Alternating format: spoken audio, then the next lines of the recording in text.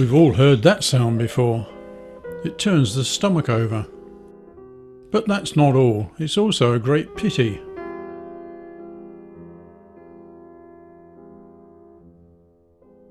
Glass has been produced for over 3,500 years.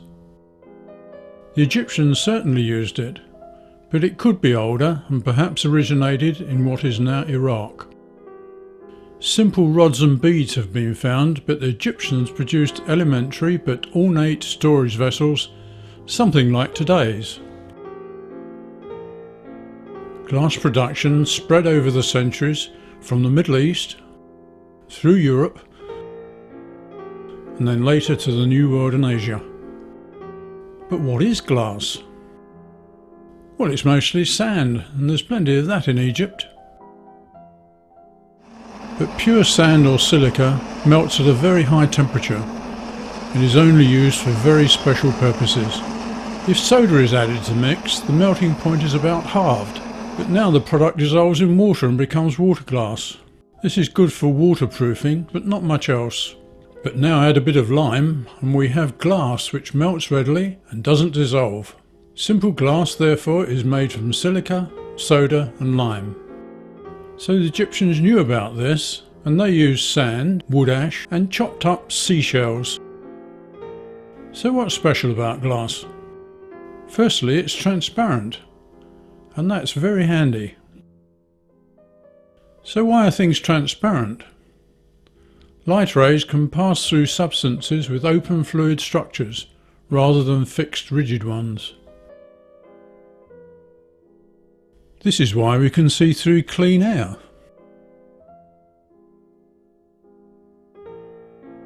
Clean liquids also transmit light, so this Euro is clear underwater until its surface is disturbed.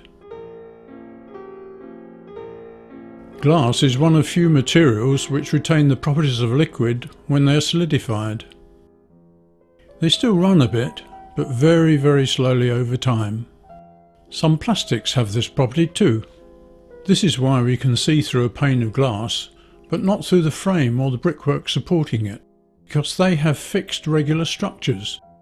But it's not all plain sailing because impurities can mess things up. Water vapour in air produces mist, and other impurities produce fog. Coloured substances in water absorb light. Freezing makes water opaque. The steaming up of glass is quite inconvenient.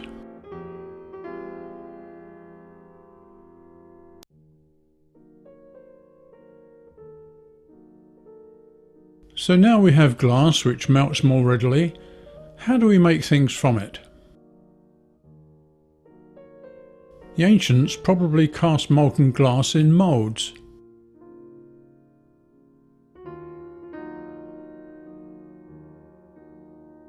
The Egyptians used clay cores.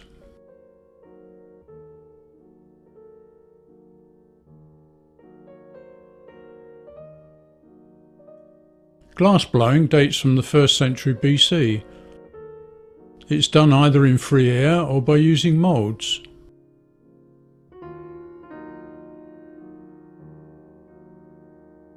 Many present-day objects are made by injection moulding.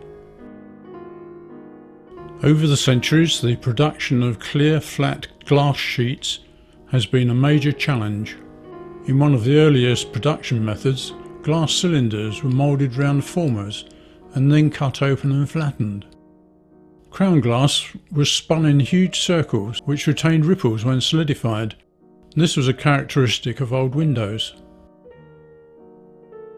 But in 1960s Britain, a process was developed by Pilkingtons which produced high-quality, perfectly flat glass.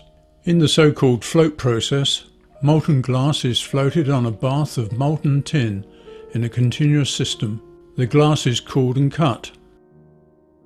Most flat glass we buy today is made by this method. Glass is also a good insulator for electricity and radiation. For many years we used glass wool for thermal insulation. A downside is that flat glass is not naturally very strong. Bottles are tougher, but they will break, particularly when they're full of something expensive.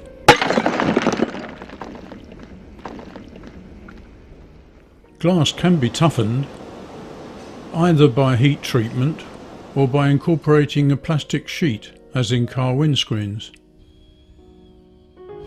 Heat toughened glass can withstand a hammering, but not a pickaxe.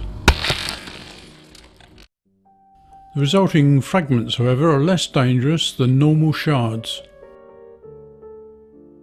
Heat resistance can be increased using boron.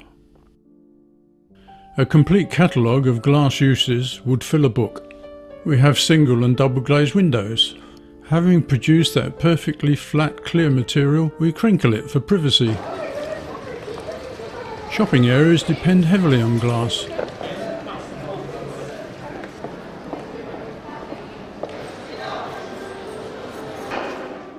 Solid shop fronts have less appeal.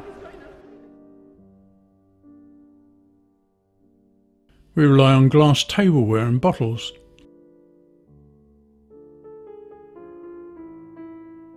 Plastics don't seem to be quite so attractive. Silvering for mirrors started in the early 18th century. Frame pictures can benefit from special low reflective glass. Cars are full of glass, mostly of the toughened variety. A clear windscreen is taken for granted. Now this is scary. Decorative glass is a totally different world. The Romans engraved glass.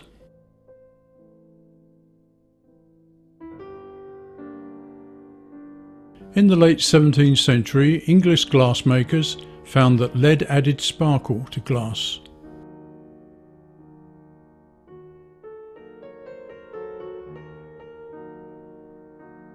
Hand engraving is still used today, but injection moulding is faster and cheaper. The ability to produce coloured glass opens up new possibilities. It's staggering to think that Egyptians were able to produce coloured glass. They made beads and other objects by adding metal salts to glass.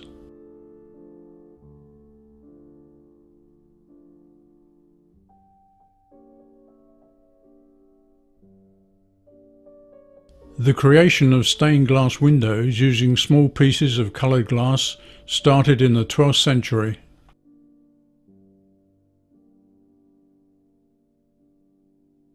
But in the hands of a glass sculptor, such as the American Chihuly, the combination of shape and colour can be stunning.